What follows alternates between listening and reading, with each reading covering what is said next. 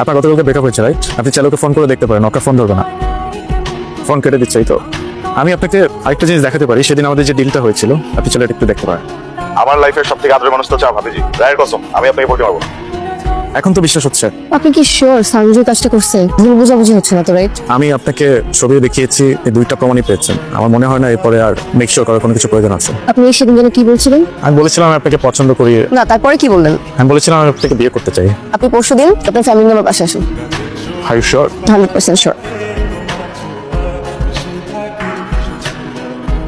বাবা বিষয়টা কিন্তু আমি নিতে পারতেছি না বাবা। মানে তোর গার্লফ্রেন্ড আমার ভাবি, বিয়ে হলে এই বাড়িতে হইব, অন্য বাড়িতে কেন হইব?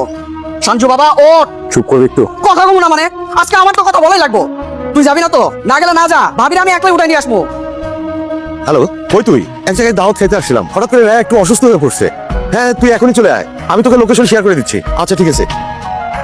এই যাই কিছু মতো। কই আমার কি হয়েছে? তুমি দেরি করে আসছো কেন? শিওর মানে কি বে? দেখ তো চেনা যায় নাকি। আন্টি আন্টি আর চুপ কর। বিয়ে খেতে আসছিস? কিন্তু আমি তো তোকে দাওয়াত দিইনি। রাফিন দাওয়াত দিছে, কিন্তু ও তো তোকে দাওয়াত দেওয়ার কথা না। পেমেন্টটা তো পুরোটা পাইছিলি নাকি?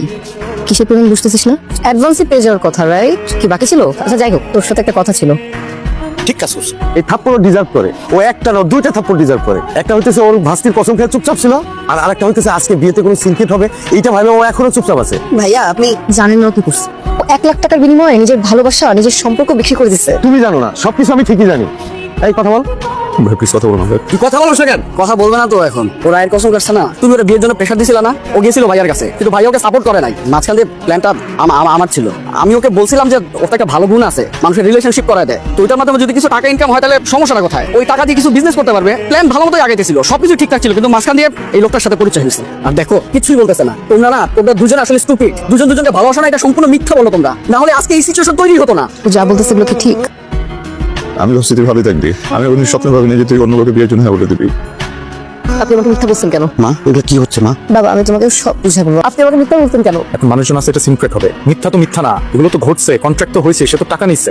ভাতিজি কসম কাটছে বলে নাই এটা একটা ব্যাপার, আর আরেকজনকে 1 লাখ টাকার বিনিময়ে বেচে দিচ্ছে, দুটো ডিফারেন্ট ব্যাপার। আপনি মিথ্যা বলছেন কেন? বিয়েটা কর মা, আমি বাবা মায়ের হাত জোর করে চাই মা, বিয়েটা কর।